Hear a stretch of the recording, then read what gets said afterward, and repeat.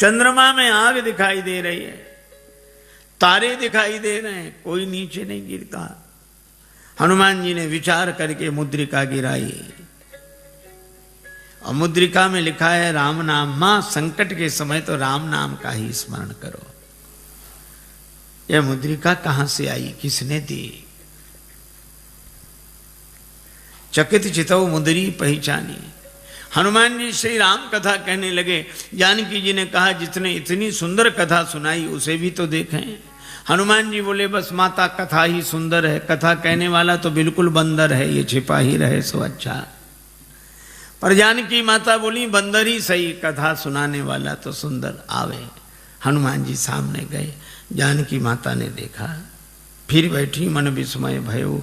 हनुमान जी ने कहा राम दूत मैं मातु जानकी। हे माता मैं राम जी का दूत हूं, सत्य शपथ करुणा निधान की। और ये कहते कहते हनुमान जी के आंखों से आंसू बरसने लगे। कपि के वचन सप्रेम सुनि उपजा मन विश्वास, जाना मन क्रम वचन यह कृपा सिंधु करदास। नरवानरई संग कहु कैसे, कही कथा भई संगति जैसे। परिचय होने पर कुशलता पूछने के बाद श्री जानकी जी ने एक ही बात कही, अह नाथ हो निपट बिसारी। भगवान ने हमें भुला दिया। हनुमान जी बोले नहीं माता, भगवान ने आपको नहीं भुलाया।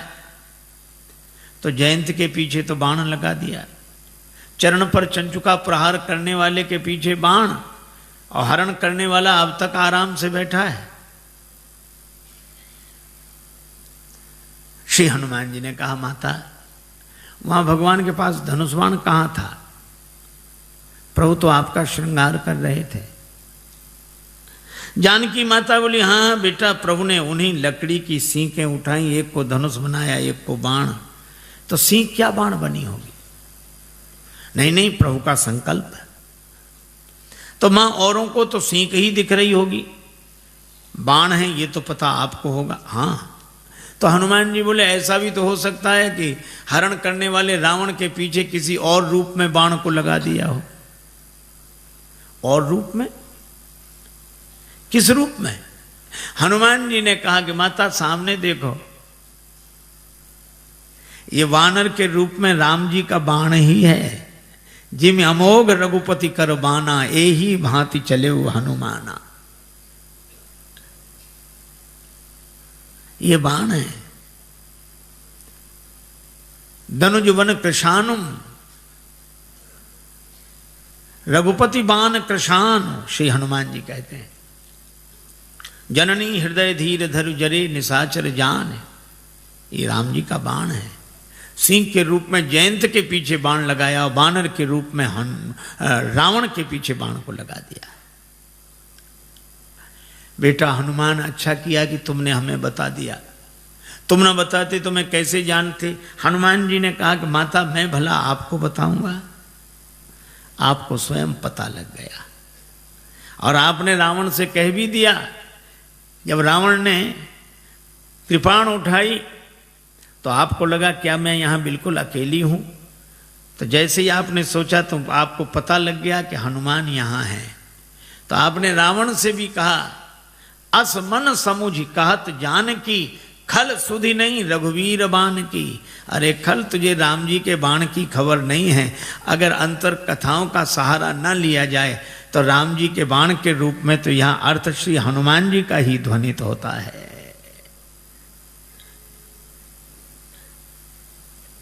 हनुमान जी बोले माता चिंता मत करो, राम जी आएंगे, साथ में हम सब लोग रहेंगे। अब इतने छोटे से हनुमान जी श्री जानकी माता से कहें कि निश्चिंत रहो, हम लोग रहेंगे। जानकी माता बोली बेटा सभी बानर तुम्हारे जितने हैं। हनुमान जी बोले हम तो उनमें बहुत बड़े हैं, बाकी सब छोटे छोटे हैं। हम सीनियर हैं, बाकी जूनियर। जानकी माता बोली तो हो चुका हमारा उद्धार, हमको हंसी लगी। जहां सीनियर इतने से हो, कई बार मुझे लगता है ये अंग्रेजी का शब्द है सीनियर। सी माने देखो, नियर माने नजदीक से ही जो दिखे, दूर से दिखे ही नहीं। हनुमान जी ने कहा माता संदेह है। जानकी माता ने कहा मोरे हृदय परम संदेहा, सुन कभी प्रकट कीन निज देहा। श्री हनुमान जी ने विशाल रूप में अपने को प्रकट किया। जो जानकी माता हनुमान जी को ऐसे देख रही थी वो ऐसे देखने लगी। बेटा भरोसा हो गया, हनुमान जी छोटे बने। जानकी माता ने आशीर्वाद दिया और कहा कि वत्स हनुमान, जब तुम इतने बड़े थे तो इतने छोटे बनकर क्यों आए? हनुमान जी ने कहा कि माता बेटा कितना ही बड़ा हो पर मां के आगे तो छोटा ही है, और मैं तो छोटा ही था, फिर इतने बड़े कैसे बने? कहा यह तो आपकी कृपा दृष्टि का चमत्कार है। आपकी दृष्टि जिस पर पड़ जाए वही छोटे से बड़ा बन जाता है। हनुमान जी ने कहा कि माता मुझे आशीर्वाद मिल गया। अभी तक मैं राम जी का दूत था, लेकिन अब सीता राम जी का पूत हूं। आपने आशीर्वाद दिया, पर मेरी माता मेरा आज जन्म हो गया है। जानकी माता बोली मुझे भी तुम्हारे जैसा बेटा मिल गया। श्री हनुमान जी ने कहा माता जन्म लेते ही मेरी एक आदत है, बड़े जोर की भूख लगती है। अंजनी माता के गर्भ से जन्म हुआ, जन्मते जगी जठर की ज्वाल गगन में मारी, एक उछाल कृषे रवि बाल जान फल लाल, आपकी जय हो जय हो जय हो। श्री हनुमान जी ने सूर्य भगवान कोई फल समझ के मुख में रख लिया। बाद में देवताओं ने प्रार्थना की तो छाण दियो रवि कष्ट निवार। एक सज्जन ने श्री तुलसीदास जी से कहा कि सूर्य भगवान उदय होते तब लाल रहते, थोड़ी देर में पीले पड़ जाते हैं, क्यों? श्री तुलसीदास जी बोले हनुमान जी के डर से, कि कहीं हनुमान जी फिर फल न समझ लें। जाको बाल विनोद समुझ मन, डरत दिवाकर भोर को। जब हनुमान जी बड़े हुए तो सूर्य भगवान से पढ़ने गए, गुरुदेव मुझे पढ़ाइए, मैं आपकी शरण में आया हूं।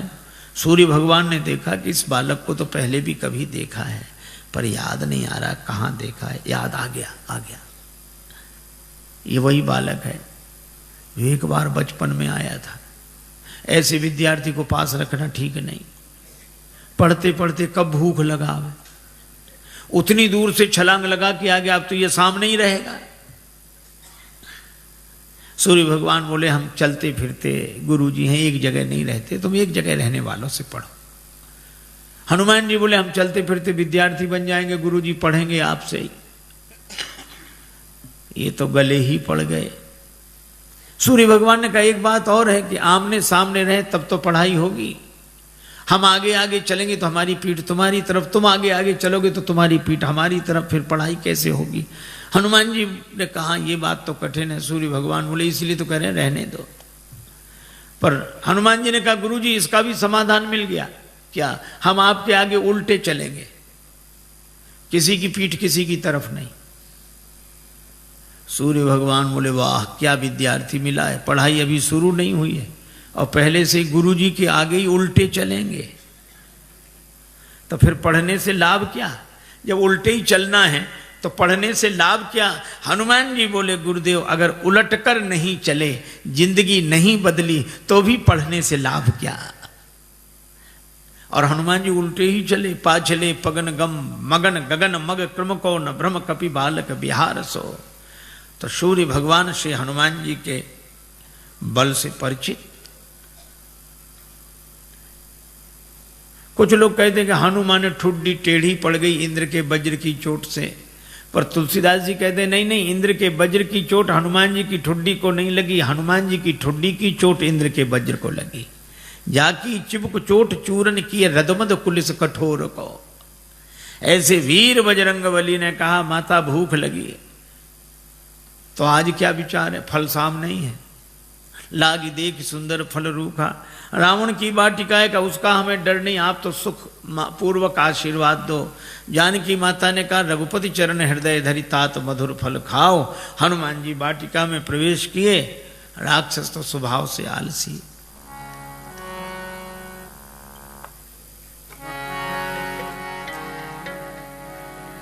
चले नाई सिर पैठी बागा, चले नाई सिर पैठी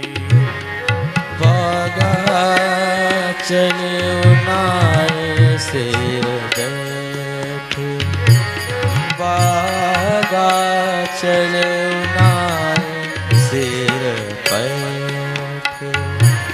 फल खायसी तरु तोरे लागा, सिर पे नाद चले उनाए सिर बैठे,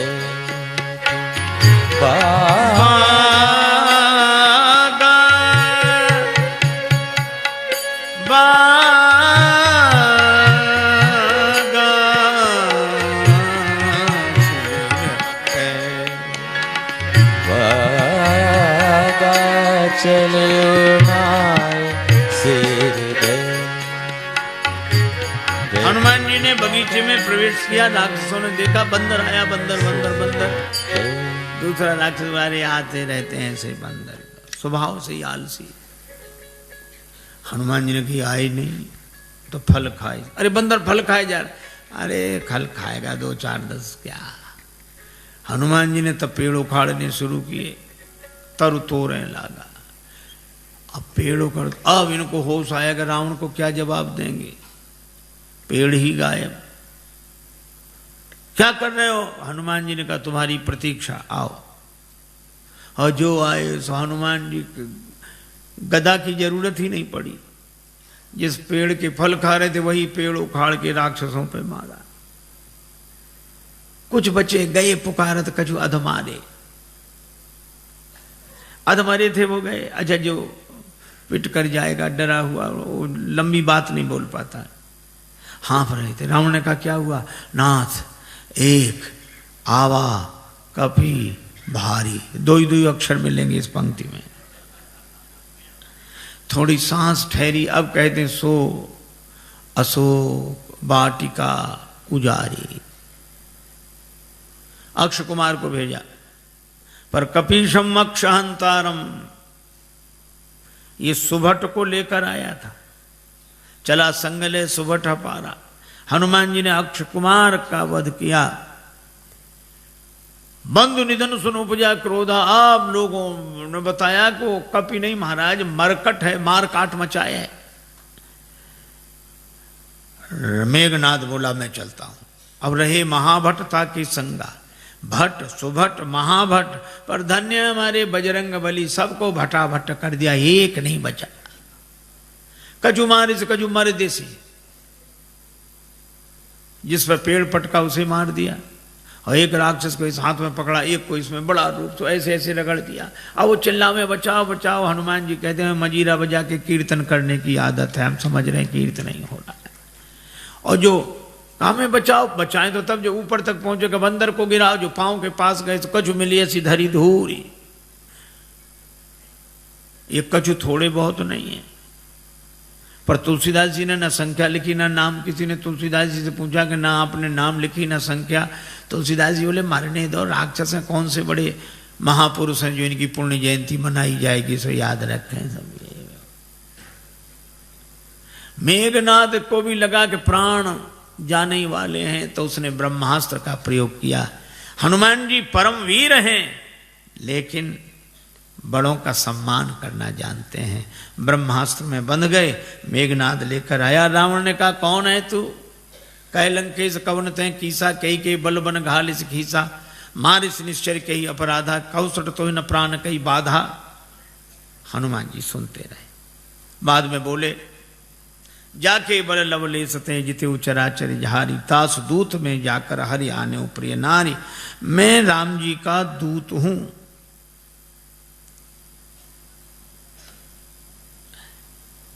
विनती करता हूं, विनती करो जोरी कर रावण सुनो, मान तज मोर सिखावन। पर रावण ने उस विनती को सुना नहीं। बोला मुझे समझा रहे, मुझे समझाने का फल जानते हो? हनुमान जी ने कहा कि हाँ फल तो जानते हैं। क्या फल है? हमारे यहाँ सम्मान होता है उपदेश देने वालों का। रावण बोला सम्मान नहीं, हमारे यहाँ सम्मान नहीं मिलेगा।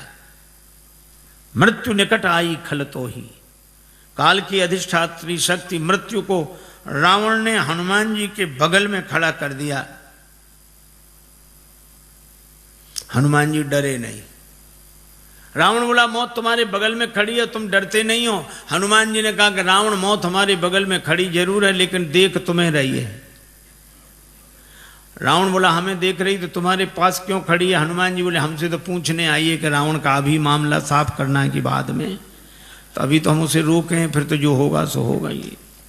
रावण को बड़ा क्रोध आया, मार डालो राक्षस को। राक्षस मारने दौड़े।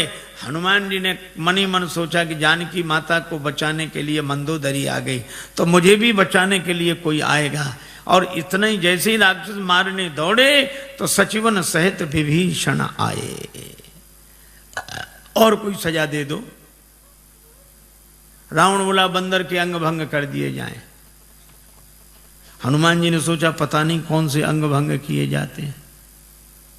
पूंछ लटक रही थी पीछे। रावण ने कहा अंग भंग करो, तो हनुमान जी ने पूंछ पकड़ी दोनों हाथों से, माथे से लगाते, पूंछ को देखते फिर माथे से, 2 बार ऐसा किया। रावण बोला समझ गया समझ गया, कपि के ममता पूंछ पर, इसकी ममता पूंछ पर है, सबई कहो समझाए। हनुमान जी ने सोचा कहीं ऐसा ना हो रावण ये कह दे कि एक तलवार मंगाए के पूंछ देहु कटवाए। सरस्वती माता की ऐसी कृपा हुई। रावण बोला तेल बोरी पट बांध पुनि पावक देहु लगाए, बचन सुनत कभी मन मुस्काना, भई सहाय सारद में जाना। राक्षसों ने वही रचना की। तेल तो खत्म, घी खत्म। रावण बोला मूर्ख को घी के लिए कहा किसने था? हमने कहा था तेल बोरी पट, तुमने घी। राक्षस बोले हमने सोचा बंदर की पूंछ में थोड़ा बहुत लगेगा, वो तो बढ़ती जा रही है। रावण बोला तेल में ही डुबो कपड़े। हनुमान जी के पास गए कि घी नहीं तेल। हनुमान जी बोले जैसी जिसकी श्रद्धा हो, हमें सब स्वीकार है। अच्छा आपने कभी विचार किया कि रावण को हनुमान जी की पूंछ से क्यों चिढ़ है? रावण को हनुमान जी की पूंछ से चिढ़ है क्यों? आपने देखा होगा पूंछ अंग विशेष को कहते हैं और प्रतिष्ठा को भी पूंछ कहते हैं। कई बूढ़े लोग घर के बाहर मिलते हैं उदास, उनसे पूछो क्यों, क्या बात है? कुछ नहीं। फिर भी अब इस घर में हमारी कोई पूंछ नहीं रही। बोलो है पूंछ की परेशानी की नहीं। उनके घर गए, चाय की कौन कहे, पानी तक के लिए नहीं पूछा। बेटे से कहो तुम पिता को नहीं पूछते हो, वो कहता पिताजी ने हमसे पूछकर काम किया कभी कुछ? सब जगह पूंछ की ही समस्या, और हम अपनी पूंछ आगे रखते हैं पीछे नहीं। और रावण को भी हनुमान जी की पूंछ से ही चिढ़ है। रावण को लगता है लंका हमारी और हमारे यहां इनकी पूंछ। तो ईर्ष्या की आग में जलने वाला पूंछ को जला देना चाहता है, लेकिन जब जब कोई दुर्जन किसी सज्जन की बढ़ती हुई प्रतिष्ठा की पूंछ को मिटाने की चेष्टा करता है, तब तब भगवान की कृपा से उसकी पूंछ और बढ़ती है। बाढ़ी पूंछ की न कभी खेला। आग लगने वाली थी। हनुमान जी ने सोचा नगर में घूमकर देख लें, सभी ने चंदा दिया है, प्रसाद भी तो वहां वैसा वैसा देना पड़ेगा। रावण बोला बंदर को नगर में घूम कर आए, सब जगह से कुछ न कुछ आया, विभीषण के यहाँ से कुछ नहीं, इन्हें प्रसाद नहीं देना। आग लगी, हनुमान जी को पता ही नहीं लगा। देखा कि आग लगी, पावक जरत देखी हनुमंता, भयउ परम लघु रूप, तुरंत छोटे बन गए और ब्रह्मास्त्र से निकल आए। पर बड़ा विशाल रूप बनाया, बालधी विशाल विकराल ज्वाल जाल मानो, लंक लील वेकों काल रसना पसारी है। चारों तरफ आग, ऐसी आग लगाई। पूंछ तो पहले से ही लंबी, जैसे बगीचे में बैठकर आदमी पाइप से पानी देता, यहां वहां वहां। हनुमान जी ने ऐसे आग लगाई चारों तरफ। रावण ने बड़ी कोशिश की, बादलों से कहा बरसो। बादल बोले जो आ गया। उसी समय हवा इतनी तेज चली कि पानी बरसे, बादल बरसे लंका में, और पानी गिरे 2 किलोमीटर दूर उधर जाके जहां आग नहीं थी। रावण ने प्रलय के बादल बुलाए, प्रलय पयोधि बोले, वो भी नहीं बुझा सके। राम रोष पावक सो जरई, लंका जलकर राख हो गई। और हनुमान जी जानकी माता के पास पूंछ बुझाकर छोटा रूप बनाकर, जानकी माता ने कहा, वत्स मुझे तो बड़ा डर हो रहा था, लंका जल गई, तुम्हारी पूंछ का बाल भी नहीं जला। क्यों? हनुमान जी ने कहा कि माता, लंक जला के जली भी नहीं, हनुमंत विचित्र है पूंछ तुम्हारी। जानकी माता कहती हैं, लंक जला के जली भी नहीं, हनुमंत विचित्र है पूंछ तुम्हारी। कौन सा जादू राजेश भरा, हंसी पूछती हैं मिथिलेश दुलारी। हनुमान जी कहते हैं, बोले कपि ही राघव आगे, हृदय में आगे राम जी बैठे। बोले कपि ही राघव आगे है, पीछे है पूंछ रहस्य है भारी। वानर को भला पूछता कौन, श्री राम के पीछे है पूंछ हमारी। आगे राम जी के पीछे ही हमारी पूंछ है, नहीं तो कौन पूछता। माता, लंका साधारण आग में नहीं जली, पावक में जली। राम रोष पावक, तो तुम्हारी पूंछ बची कैसे? का उस पावक में आप भी तो रह रही हैं माता। जानकी माता बड़ी प्रसन्न हुई, आशीर्वाद दिया। चूड़ामणि लेकर हनुमान जी विदा हुए। जानकी माता ने कहा कि प्रभु को प्रणाम कहना। संदेशा लेकर हनुमान जी आए। भगवान को पता लगा।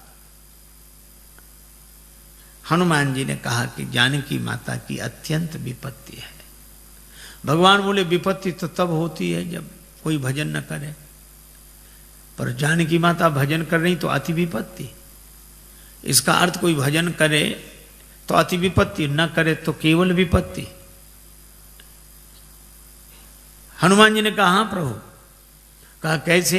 कहा कोई भजन करता है तो वह भगवान को याद कर रहा है, कोई भगवान को याद न करे तो विपत्ति, लेकिन कोई भगवान का भजन करे और भगवान ही उसे भूल जाए तो अति विपत्ति।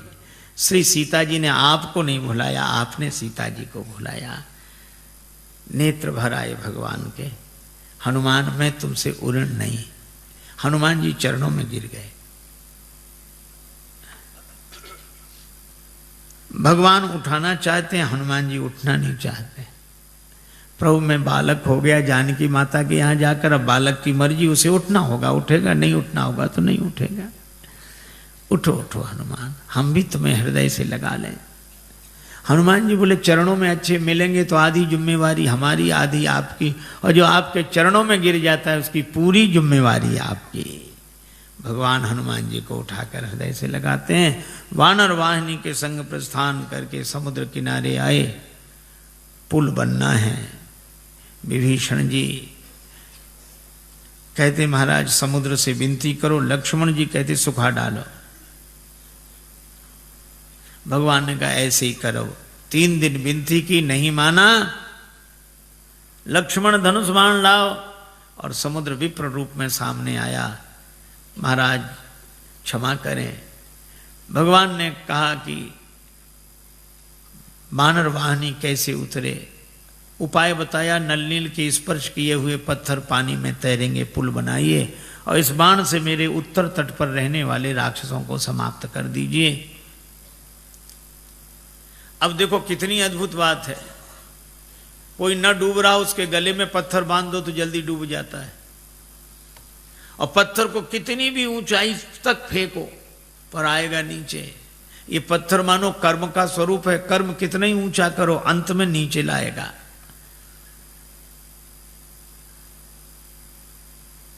और ये पत्थर डुबाता है, हाँ, देहाभिमानी को डुबाता है, लेकिन नलनूल छूने से, विवेक वैराग्य के द्वारा छू दो तो ये पत्थर तैरने वाला बन जाता है। पर ये विवेक वैराग्य उन्हें जिन्हें गुरुदेव का आशीर्वाद मिला हो, लरिकाएं ऋषि आशीष पाई, पुल बना, भगवान की सेना पार हुई।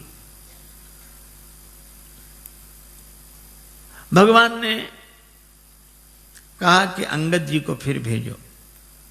अंगद जी गए। हनुमान जी हैं पूरे साधु, अंगद जी हैं पूरे सिपाही। साधु आस्था की स्थापना करता है, सिपाही के द्वारा व्यवस्था की बात विधिवत होती है। अंगद जी ने नगर में प्रवेश किया, रावण का बेटा मिल गया। बंदर बोले वही राक्षस बोले वही बंदर फिर आ गया। लेकिन रावण के बेटे ने लात उठाई, मार नहीं पाई। अंगद जी ने गई पद पटके भूमि भमाई। राक्षस बोले ये बंदर वो नहीं, दूसरा है ये तो। रावण के बेटे को ही मार डाला, हाथ गिरते ही ऊपर गया। अंगद जी रास्ता नहीं पूछ रहे तो भी बता देते इधर से इधर से इधर से। अरे रास्ता काहे को बता रहे? बोले आगे बढ़े, यहां से तो पीछा छूटे। और रास्ता इसलिए भी बता रहे हैं कि हम तो पहले ही समझ गए थे, वही नहीं समझा जो सिंहासन पर बैठा उसी को समझाओ। अंगद जी को देखकर सभासद उठे। रावण ने फटकारा तो बेचारी न बैठ पाए न उठ पाए। कौन है तू? अंगद जी ने जो उत्तर दिया वो बड़ा अद्भुत। कह लंकेश कवन ते बंदर। हनुमान जी के सामने तो रावण बोलता गया, अंगद जी ने बोलने ही नहीं दिया। कह लंकेश कवन ते बंदर। अंगद जी बोले मैं रघुवीर दूत दस कंधर। तू कहे हमसे बंदर, हम कहें आदरणीय श्रीमान जी पूजनीय। एक चौबे जी थे, उनसे कोई कहे चौबे जी तो चौबे जी कहते हाँ जी, और कोई कहे चौबे तो फिर कहते क्यों बे। अंगद जी ने कहा कि तू मुझसे बंदर कहे, और अंगद जी फिर चुप नहीं हुए। मम जन कहीं तो रही मिताई तव हित कारण आयूं। भाई मेरे पिता से तुम्हारी मित्रता थी, तुम्हारे भले के लिए आया हूं। मेरा कहना मानो, पुरजनों को और रानी महारानियों को साथ में लेके दांतों के नीचे तिनका दबाओ, कंठ में कुल्हाड़ी रखो और फिर भगवान से जाकर प्रार्थना करो। तो मेरा भरोसा है कि भगवान तुम्हें क्षमा कर देंगे। और जो वैसे ही नहीं जा रहा था, इतनी शर्तों के बाद जाएगा। अंगद जी सोचते हैं कि जाए ही नहीं सो अच्छा। रावण बोला तेरे पिता से मेरी मित्रता? कौन है तेरा पिता? अब रावण खूब जानता है ये बाली का बेटा है, लेकिन पूछा ऐसे ताकि अंगद कहें कि बाली तो मर गए। मैं पूछूंगा कौन सी बीमारी हुई क्या? राम जी के बाण से। तो रावण बोला मैं फिर कहूंगा कि जिसने तेरे बाप को मार डाला उसी की सेवा करते शर्म नहीं आती? बाप की मृत्यु का बदला लेना है तो हमारे साथ आ। लेकिन जैसे ही अंगद जी से कहा कि तुम्हारा पिता कौन, तो अंगद जी बोले 6 महीने जिसकी बगल में दबे रहे उस बाली को भूल गए। रावण ठाका लगा, बोला हाँ हाँ हाँ हाँ हाँ हाँ रहा बाली वानर में जाना। आजकल बाली कहाँ है? अंगद जी बोले 8-10 दिन में तुम भी वहीं पहुंच जाओगे जहां बाली है, वही कुशलता बताए। रावण बोला तुम्हारे कठोर वचन में सहन कर रहा हूं क्योंकि मैं धर्मात्मा हूं। अंगद जी बोले तुम्हारे जैसा धर्मात्मा कौन? परित्य हरण करने वाला तो धर्मात्मा तुम ही हो। शर्म नहीं लगती? डूब न मरो धर्म व्रतधारी। रावण ने कहा तू मुझे नहीं जानता, मैंने अपने सिर काट काट कर शंकर जी को चढ़ा दिए, मैं वीर हूं। अंगद जी ने कहा इंद्रजाली अपना पूरा शरीर काट देता है, कोई उसे सेना में भर्ती नहीं करेगा कि बड़ा वीर है। मैंने जला दिए सिर। अंगद जी बोले जरा ही पतंग विमोह बस, पतंगे रोज जलते हैं। दूसरे दिन अखबार में खबर नहीं छपती कि पिछली रात इतने पतंगे वीर गति को प्राप्त हुए। ये कोई वीर गति है? मैं कैलाश पर्वत उठा लिया, इतना भार उठाने वाला हूं। अंगद जी बोले जानवरों में सबसे ज्यादा बोझ गधा उठाता है। भार वहीं खर वृंद, ते नहीं वीर कहा वहीं समझ देख मति मंद। रावण बोला मैं चलता हूं तो धरती हिलती है। अंगद जी बोले तुम्हारे चलने से हमारे राम जी के छोटे भैया लक्ष्मण जी बोलते हैं तो धरती हिलने लगती है। लखन सकोप वचन जब बोले, डगमगान मही दिग्गज डोले। रावण बोला ऐसा? तो बड़े भैया को तो बोलना ही नहीं पड़ता होगा, धरती हिल जाती हो। हाँ नहीं बोलना पड़ता। वे धनुष पर हाथ फेरे, सर चाप कर फेरन लगे तो भूधर डगमगे। रावण बोला क्यों रे? बाली तो इतना गप्पी नहीं था। बाली न कबू गाल असमारा, मिली तपसिन तय भय से लवारा। अंगद जी बोले करके दिखाऊं? जब ते कीन राम के निंदा क्रोध बंत अति भयो कपिंदा कटकटान मही कुंजर भारी दो भुजदंड तमक मही मारी। और जो पृथ्वी पर प्रहार किया डोलत अवनी धरती हिल गई सभासद खसे रावण के मुकुट गिरे छीना झपटी मची 6 मुकुट रावण ने सिर पर लगाए 4 मुकुट अंगद जी ने राम जी की शरण में भेज दिए। अब विचार करो 10 सिर और 6 मुकुट कितने सुंदर लग रहे होंगे। लेकिन रावण से किसी ने कहा कि सुंदर नहीं दिख रहे। बोले भले ही सुंदर न लगे 2 तो ज्यादा हैं इधर। अंगद से कहा उठा के फेंक दो इसको राक्षसों को फेंक दो। अंगद जी बोले बाद में फेंकना पहले चरण हिला दो। सभी राक्षस गए चरण नहीं हिला। तासु सभा की ओ कठिन प्रण जय तौल्यो कैलाश तुलसी प्रभु प्रभुता कहो कि सेवक को विश्वास। अंगद जी का पांव नहीं हिला। तुम ही बचे हो। रावण आया जैसे ही चरण पकड़ने लगा अंगद जी ने पांव हटा लिया। रावण बोला यह क्या किया।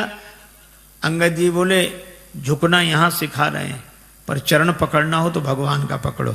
साधु वही है झुकना अपने चरणों में सिखाए पर चरण भगवान का पकड़ाए। रावण को बड़ा बुरा लगा लेकिन करता क्या। अंगद जी आए राम जी से कहा कि युद्ध अवश्यम भावी है। दूसरे दिन से युद्ध आरंभ हुआ।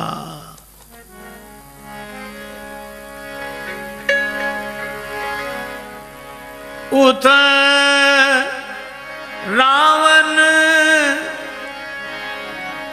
इत राम दुहाई